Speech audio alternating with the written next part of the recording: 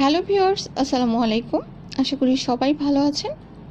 নতুন আরেকটি ভিডিও দেখার আমন্ত্রণ জানিয়ে আজকের ভিডিওটি শুরু করছি। আমাদের সকলেরই প্রিয় খাবারের তালিকায় ইলিশ সবার উপরে।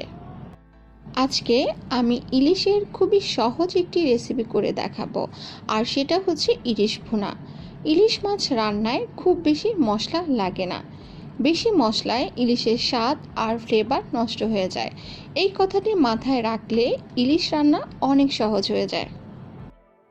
এবার তাহলে জেনে নিন ইলিশ মাছ ভুনার সহজ ও সঠিক রেসিপিটি। প্রথমেই চুলার ওপর বসিয়ে দিলাম একটি প্যান, আর তাতে দিলাম 1/4 কাপ সয়াবিন তেল। তেল কিছুটা গরম করে নিয়ে তাতে দিলাম পেঁয়াজ কুচি। এখানে দুইটি মাঝারি সাইজের পেঁয়াজ কুচি করে নিয়েছিলাম। এবার পেঁয়াজ কুচি ভেজে নেব। পেঁয়াজ নরম হয়ে আসলে তাতে দিলাম সামান্য পানি। এখন দিলাম 2 টেবিল চামচ পেঁয়াজ বাটা। আমার পেঁয়াজ বাটা ফ্রোজেন করা ছিল।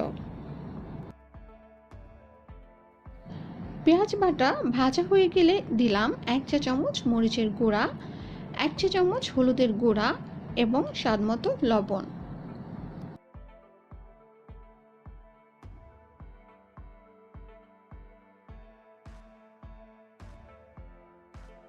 এখন সব মশলা ভালোভাবে কষিয়ে নিব। মশলা ভালোভাবে কষানো হয়েছে বুঝতে পারবেন যখন দেখবেন মশলা থেকে তেল ছেড়ে দিয়েছে এবং বাবল সৃষ্টি হয়েছে। আর ওই পর্যায়ে দিয়ে দিলাম 5 পিস ইলিশ মাছ। ইলিশ মাছগুলো আমি 20 মিনিট লবণ দিয়ে মাখিয়ে রেখেছিলাম। আজ আমি ইলিশ মাছগুলো ভেজে না নিয়ে এভাবে রান্না করব। আপনি চাইলে ইলিশ মাছগুলো ভেজে নিয়ে রান্না করতে পারেন। 4 থেকে 5 মিনিট পর মাছগুলোকে উল্টিয়ে দিলাম।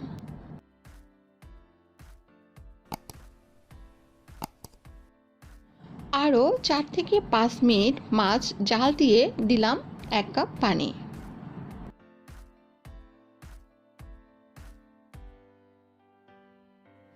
পানি ফুটে উঠলে দিয়ে দিলাম ঢাকনা। ঢাকনা দিয়ে এভাবে প্রায় 10 মিনিট মাছ রান্না করে নিলাম। ফিরে এসেছি 10 মিনিট পর।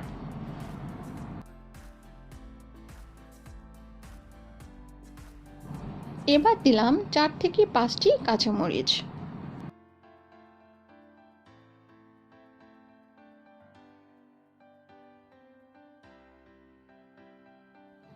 আমার চ্যানেলে আরও অসংখ্য মাছের রেসিপি আছে, যার কিছু লিংক আমি ডেসক্রিপশন বক্সে দিয়ে দিব। আপনার প্রয়োজন হলে সেগুলো দেখে নিতে পারেন।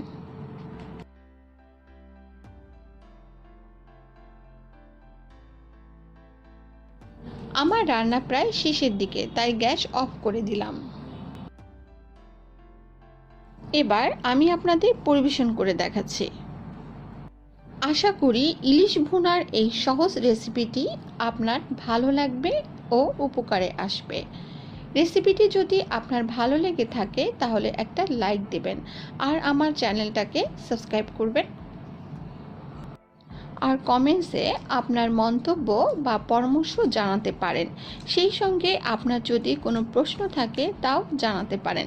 আমি যথাসাধ্য উত্তর দেওয়ার চেষ্টা করব। এতক্ষণ সাথে থাকার জন্য ধন্যবাদ। আজকের মতো তাহলে এখানেই বিদায় নিচ্ছি। সবাই ভালো থাকবেন, সুস্থ থাকবেন, আমার জন্য দোয়া করবেন। আল্লাহ হাফেজ।